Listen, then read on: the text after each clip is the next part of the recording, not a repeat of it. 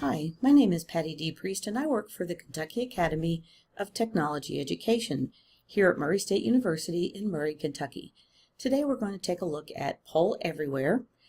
You can see that I am logged into my Poll Everywhere account. To get to it, I had to go to polleverywhere.com and then log in. To create an account, make sure as a teacher or educator that you create an education account.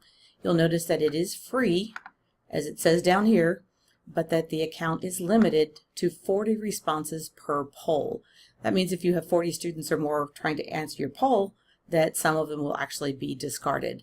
Most of you, I don't think, have 40 students in your class, so I think you'll be fine. There are paid plans, but I don't see that there would be a need for that.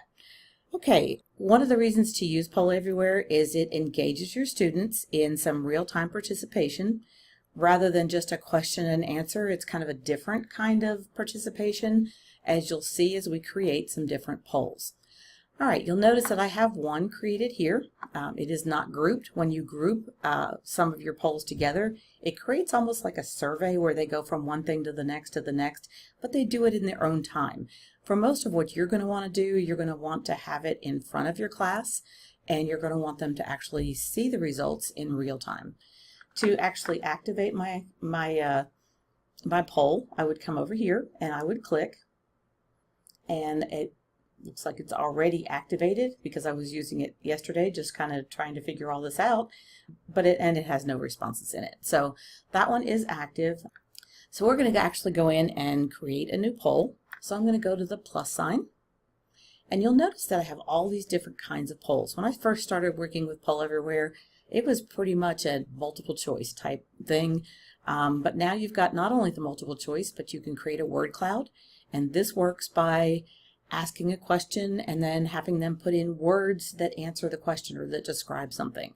And the more times that word is put in, the bigger the word will appear in the word cloud, just like it would if you're using a word cloud creator. You can also do a question and answer, kind of a discussion kind of thing. You can put in things and have them rank them in order. You can do a clickable image. You can create a survey, and you can make it more open-ended. So for a multiple choice type question, you'd come down here and type in the question.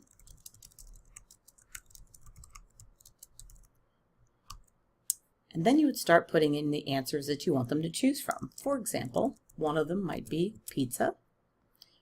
I'll come down to the next one and I will put in, let's say, ice cream. Then we're going to have to come here because it's more than two. It'll give us pretty much as many as we want. I'm going to put hamburgers. We'll put French fries. I know not everybody likes pizza and ice cream, and the last one might be chocolate. I got that. I can't type today. Okay, once you're done, you can assign this activity to a group, but we're not going to get into that right now. I'm going to create a second video on Poll Everywhere, and some of the stuff I'll discuss there. All right, I'm going to create. It shows us this is what it's going to look like, and then once I make it active, that you can respond, or your students can respond in two different ways.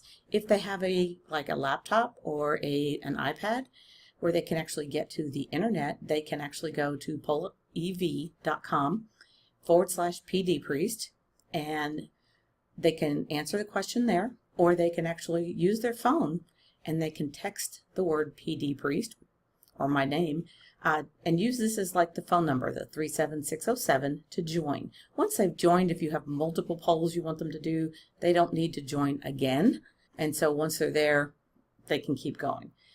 So we've got it created.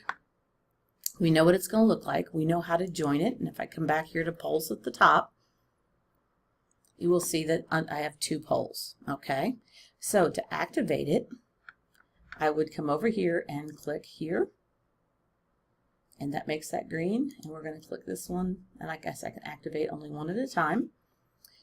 So I am going to, okay, so it is active, and so this question is one of the word cloud questions, and it is asking the people in my classroom to list 3 words that they think describe educational technology. So they'll either log in using the internet and go to their browser and type in pollev.com/pdpriest, and then they will answer there, or they can text in their answer.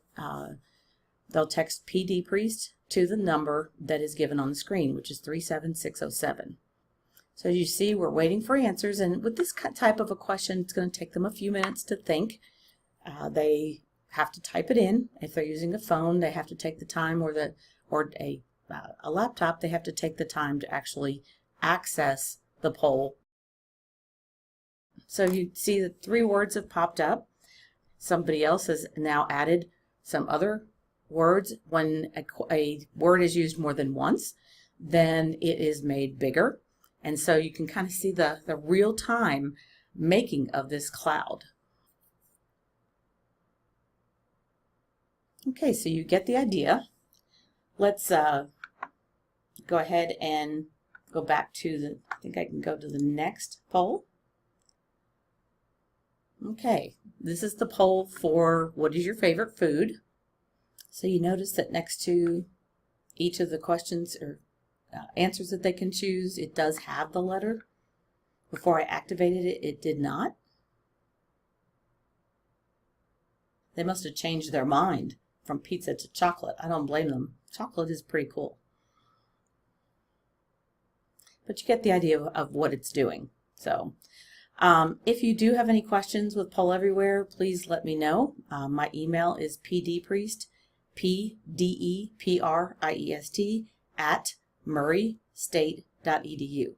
Thanks for watching.